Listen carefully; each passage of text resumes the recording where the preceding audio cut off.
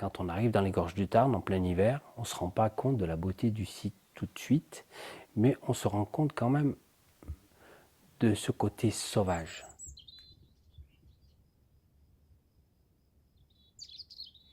Et de voir ce joyeux spectacle de mouflons et de chevreuils qui traversent le camping, ce côté nature, ce côté sauvage, mais quel bonheur! Vient le printemps, donc c'est le printemps des naissances, les naissances des mouflons et des chevreuils, c'est magnifique. On entend bêler dans toute la montagne, on a l'impression que les animaux nous voient, mais nous on ne les voit pas. Et c'est apaisant, parce que on entend la rivière dans la vallée, on entend les mouflons, les chevreuils, cette nature environnante. Le printemps, donc c'est les naissances, mais il y a aussi les vautours au-dessus de notre tête. Et après, il commence à y avoir les premières floraisons. Les couleurs s'annoncent, du violet, du jaune, du blanc. Mais quel spectacle de voir toutes ces abeilles, tout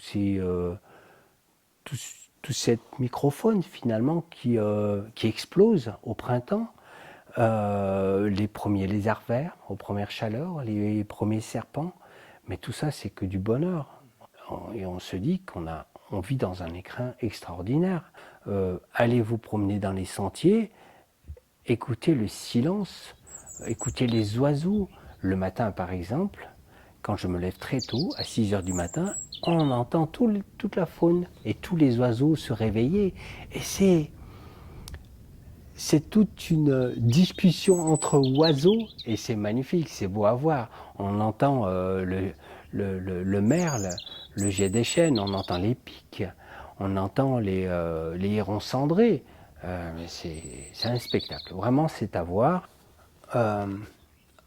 Le Tarn, c'est quoi? Je le compare à un animal sauvage qui dicte ses règles.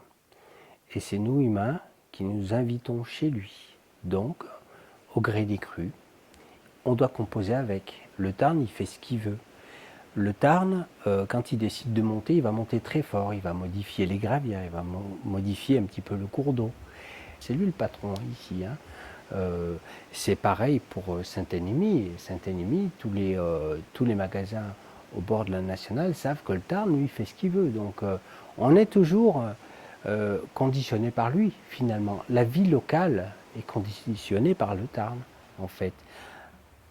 Encore une fois, c'est la nature qui dicte ses règles. Nous, humains, on a fait beaucoup d'erreurs. Moi, je sais qu'ici, je ne m'amuse pas avec lui parce que je sais qu'il est plus fort que moi. Mon plus beau cadeau, ça a été au mois de juin. Ça a été de voir des vers luisants que je n'avais pas vus depuis plus de 30 ans. Parce que le ver luisant, c'est un excellent indicateur sur la pollution. Si c'est pollué, vous n'en verrez pas. Et là, quand j'en ai vu, je me suis dit, ouais, quand même, on a une chance de fou. Les vers luisants, c'est extraordinaire à voir le soir, au mois de juin, dans les soirées chaudes de l'été. Mais quand vous voyez ça, c'est un spectacle, c'est extraordinaire. Mais je vous garantis, depuis 30 ans, je n'avais pas vu ça. Et moi, je suis tombé comme un gosse, quoi. Moi, ça me touche. Le Tarn, c'est quand même un très bel outil de travail déjà, mais c'est pour moi un animal sauvage, mais il est ô combien important pour toute cette faune locale et toute cette végétation locale. C'est voilà, je peux pas dire mieux, mais c'est vraiment un endroit extraordinaire.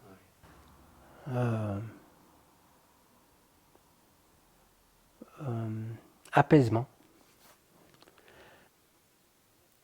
parce que je travaille différemment. Je suis calme, je suis serein.